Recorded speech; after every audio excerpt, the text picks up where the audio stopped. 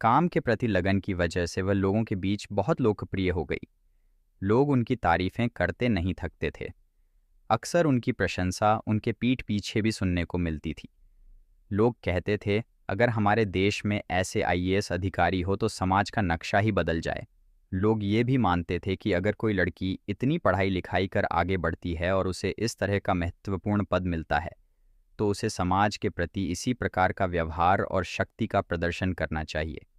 इन बातों से प्रियंका को और अधिक प्रेरणा मिली।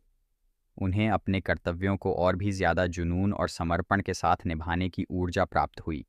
प्रियंका, जो अब एक अनुभवी आईएएस अधिकारी बन चुकी थी, अपनी नई पोस्टिंग पर दूसरे जिले में पहुंची।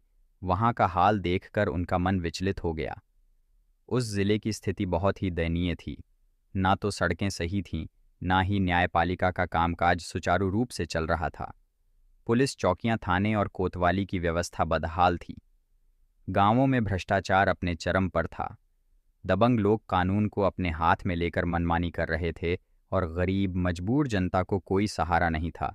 सरकारी स्कूलों में पढ़ाई लिखाई का नामो निशान तक नहीं था। शिक्षा की स्थिति इतनी खराब थी कि बच्चे स्कूल जाना ही छोड़ देते थे। कुल मिलाकर पूरा सिस्टम ध्वस्त था। प्रियंका ने जैसे ही अपनी जिम्मेदारी संभाली, उन्होंने चारों ओर का दौरा करना शुरू किया। उन्होंने देखा कि लोग बेहद मुश्किल हालात में जीने को मजबूर थे। हर जगह बदहाली और भ्रष्टाचार का बोलबाला था। यह सब देखकर प्रियंका के भीतर एक आग जल उठी। उन्होंने ठान लिया कि इस स्थिति को बदलना है। एक दिन उन्होंने एक स्थानीय गरीब व्यक्ति को अपने कार्यालय में बुलाया और उससे जिले की असली स्थिति के बारे में जानकारी मांगी। उस व्यक्ति ने कहा, मैडम, यहाँ की व्यवस्था तो बहुत ही खराब है। विधायक और सांसद सिर्फ अपने स्वार्थ में लगे रहते हैं। जो दबंग लोग हैं वही यहाँ राज करते हैं। गांव के लोग रोज दहशत में जीते हैं और नेता सिर्फ जनता को लूटने का काम करते हैं। उसकी बातें सुनकर प्रियंका और भी दृढ़ संकल्पित हो गई। उन्होंने मन ही मन सोचा कि अब इस जिले का नक्शा बदलना ही होगा। तो दोस्तों, आईएएस साहिबा, प्रियंका ने जब यह महसूस किया कि जिले की व्यवस्था को सुधारने के लिए सबसे ज़रूरी है शिक्षा व्यवस्था को सही करना, तो उन्होंने इसे अपनी प्राथमिकता बना लिया। उन्होंने सोचा, शिक्षा ही वह आधार है जिससे समाज का भविष्य सुधारा जा सकता है। अगर बच्चों को सही शिक्षा मिलेगी तो यह युवा कल देश के लिए कुछ बड़ा करेंगे। प्रियंका ने तय किया कि सुधार की शुरुआत सरकारी स्कूलों से होगी। उन्होंने कहा, सबसे पहले मैं इन स्कूलों को सही ट्रैक पर लाऊंगी और फिर धीरे धीरे पूरे सिस्टम को सुधारने में जुट जाऊंगी। यह मेरा वादा है। अगले ही दिन उन्होंने एक योजना बनाई। बिना किसी दिखावे के साधारण साड़ी पहनकर एक सामान्य ग्रामीण महिला के रूप में वह एक गांव के सरकारी स्कूल पहुंची। उनका उद्देश्य था स्कूल की असली स्थिति को बिना किसी पूर्व जानकारी के जांचना। जब वह स्कूल पहुंची तो वहां का हाल देखकर वह हैरान रह गई। स्कूल में ना तो शिक्षक सही समय पर मौजूद थे और न ही बच्चों को पढ़ाई लिखाई सिखाई जा रही थी। कुछ बच्चे इधर उधर खेल रहे थे तो कुछ स्कूल के बाहर बैठकर समय बिता रहे थे। प्रियंका ने देखा कि शिक्षा का हाल बद से बदतर हो चुका था। वहां पहुंचकर उन्होंने बच्चों और गांव के लोगों से बात की। उन्होंने धीरे धीरे यह समझा कि समस्या केवल स्कूल में नहीं बल्कि पूरी व्यवस्था में है। लेकिन उन्होंने हार मानने के बजाय मन में ठान लिया कि वह इस स्थिति को बदल कर रहेंगी। यह उनका पहला कदम था और वह जानती थी कि यह सफ़र लंबा है, लेकिन उनकी हिम्मत और इरादे अडिग थे।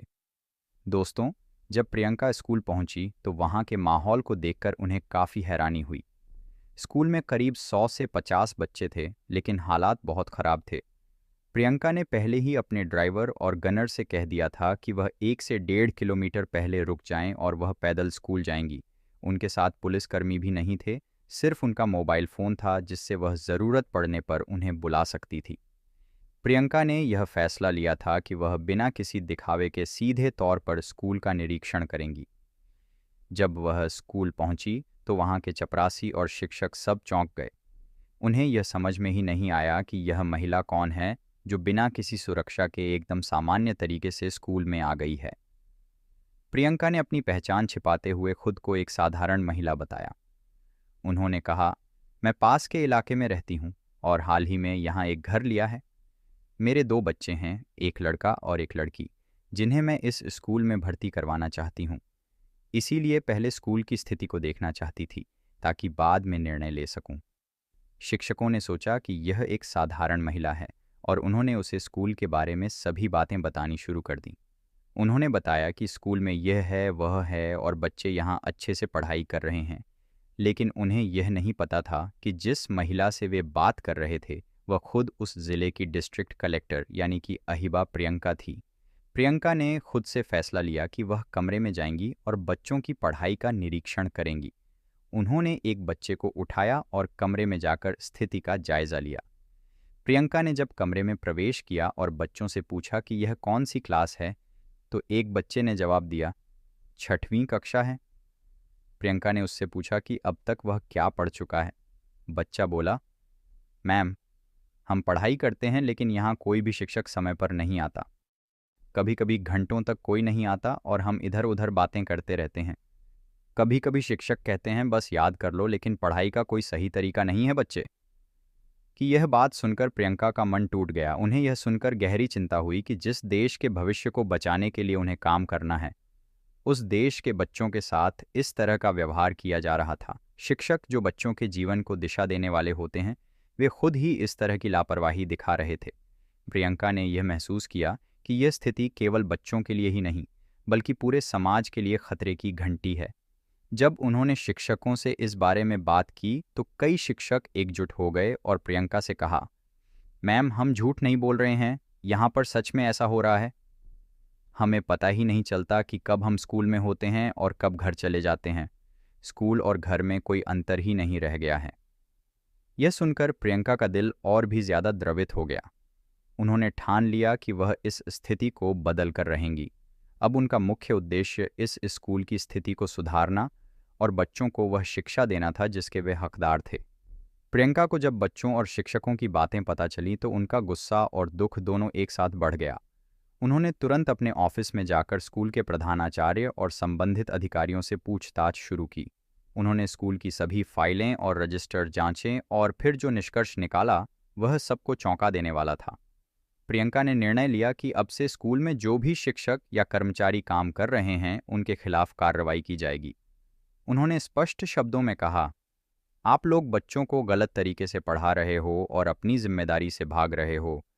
आप लोग इस नौकरी के लायक नहीं हो। अगर आप बच्चों को यह शिक्षा नहीं दे सकते तो आप लोग यहाँ काम नहीं कर सकते।